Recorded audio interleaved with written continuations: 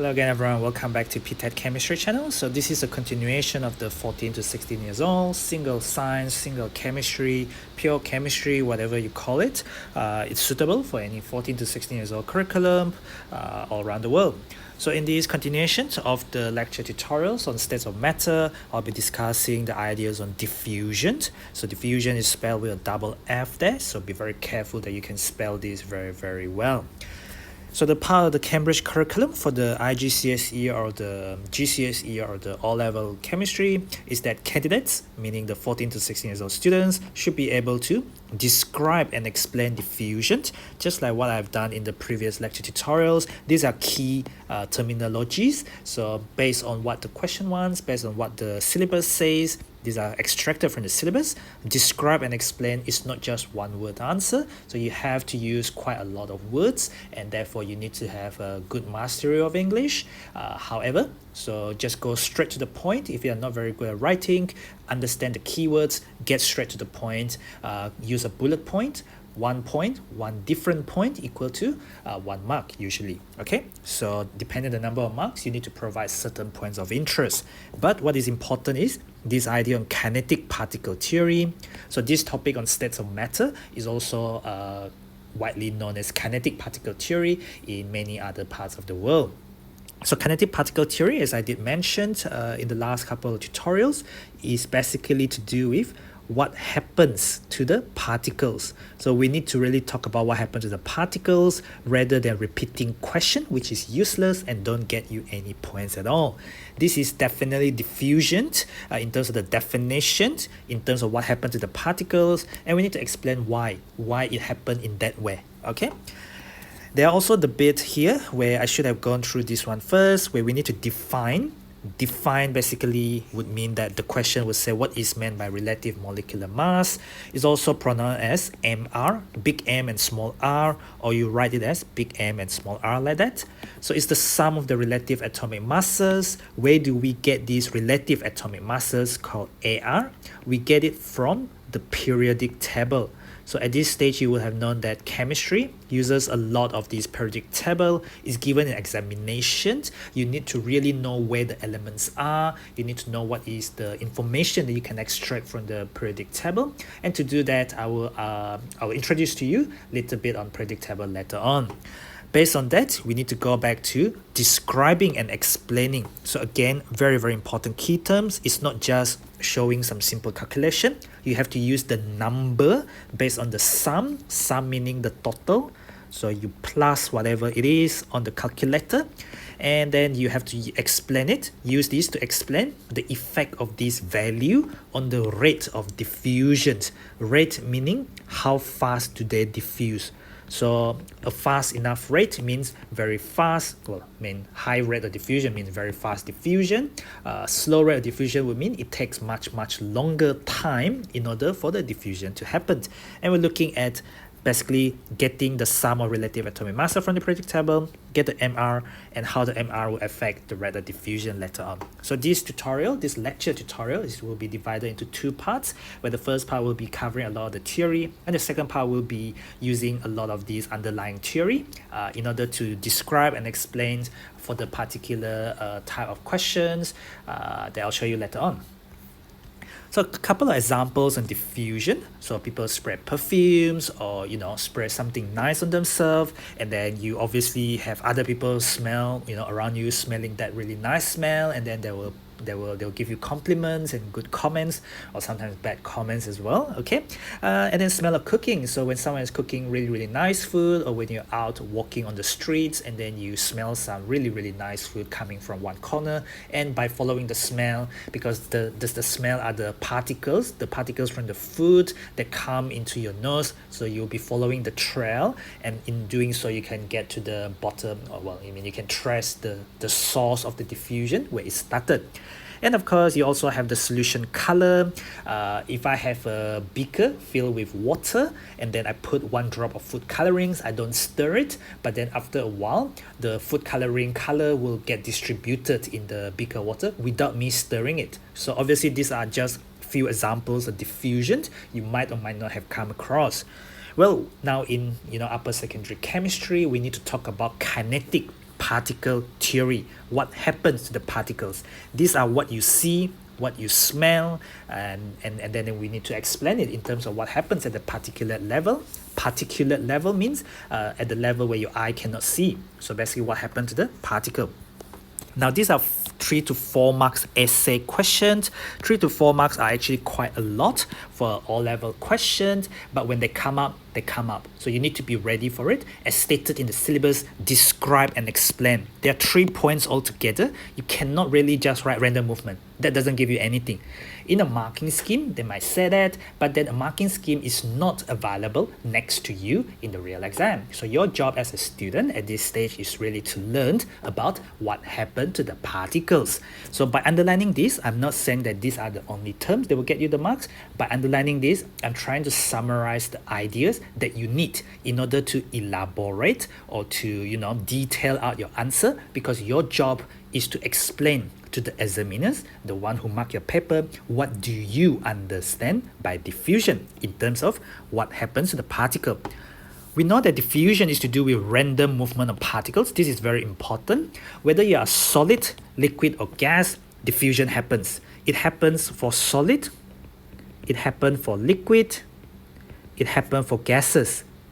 Okay, so not just gases, but also for solid, liquid and gases. Solid, you can imagine when you put a spoonful of salt in the water, if you don't stir it, but then after a while the salt will have dissolved in the solution on its own, because the salt particle, without stirring it, it would have diffused around the liquid itself and become part of the solution.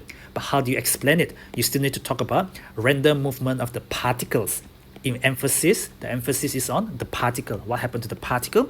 Random movement of particles in all directions. Your first point. Your second point is it has to travel. The particles, where you have a lot of it, is called a region of high concentration. Where you don't have a lot of it is called a region of low concentration.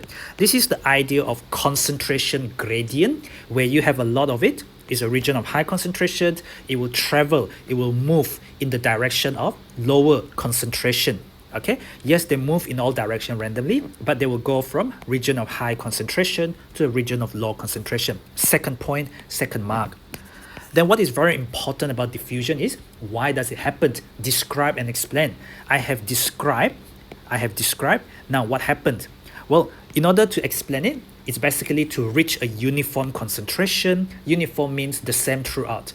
The reason why a food coloring would diffuse throughout a solution is basically because they want to go from a region of high concentration to a region of low concentration, such that the concentration, which is signified, which is basically an indication of the intensity of the color, that will have spread throughout equally. That is called uniformly distributed, or what we say, concentration become uniform throughout. Okay, just like when you are spraying perfume in one room, when you're at the one corner of the room, eventually people in the other corner of the room can smell it, because the smell of that perfume is actually carried by the particles that diffuse in all directions randomly from a region of high concentration, basically where you spray it on your body, to a region of low concentration, to the other part of the rooms where the other person is.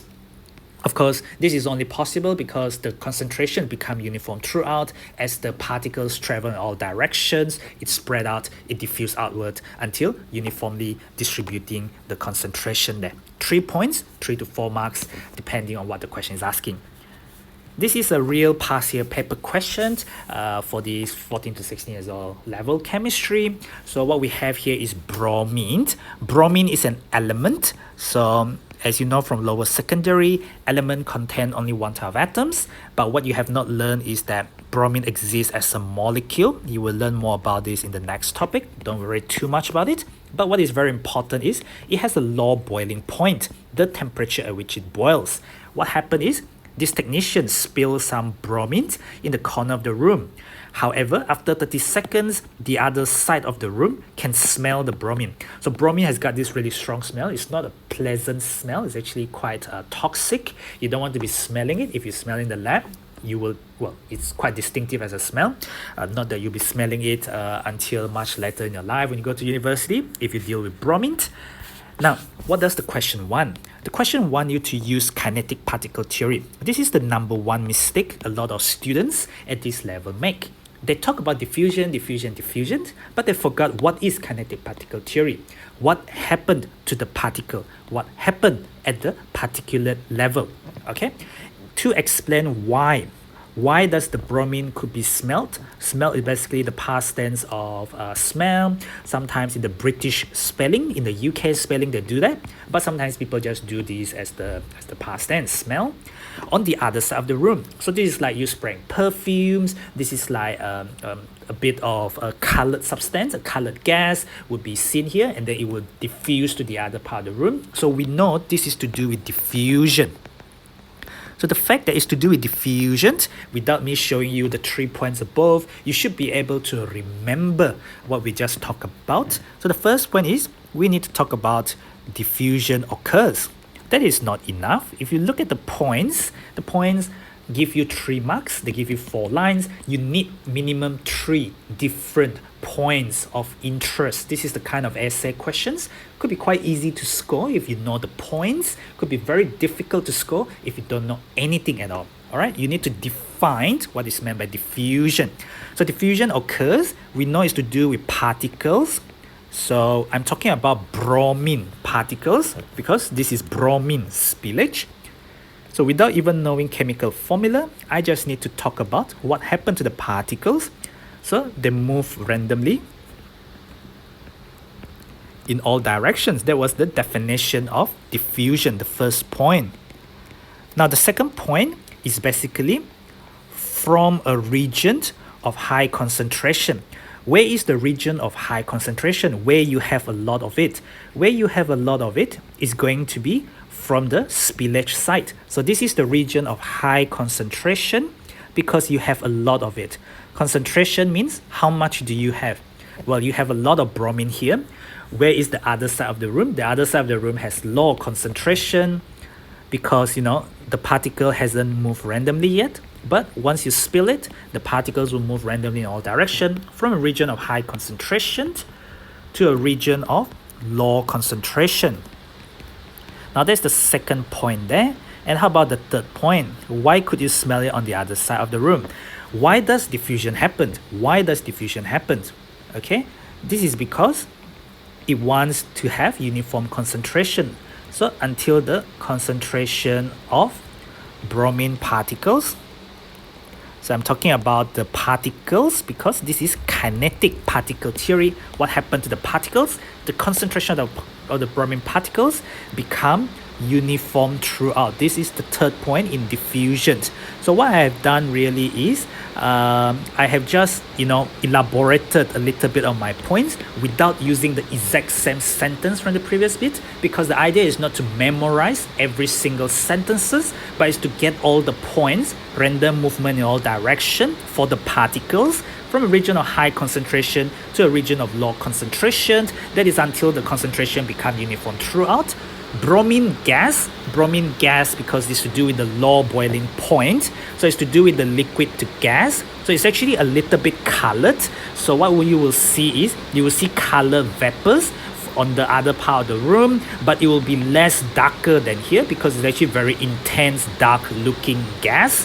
It will be very dark here, but at the end, because the concentration of the particles become uniform throughout as it spread randomly in all direction, the color intensity will get lighter, but it will be uniformly distributed throughout the room because this is a closed room after all. That's the idea of uniform concentration there. And there's 3 points of interest because it is relevant points for you to score all 3 marks there. Thank you for watching. Don't forget to click the button on the bottom right to subscribe to the channel and follow me at ptet.chemistry. There's at ptet.chemistry across all the popular social media platforms. I'll see you in the next lecture tutorial. Thank you for watching.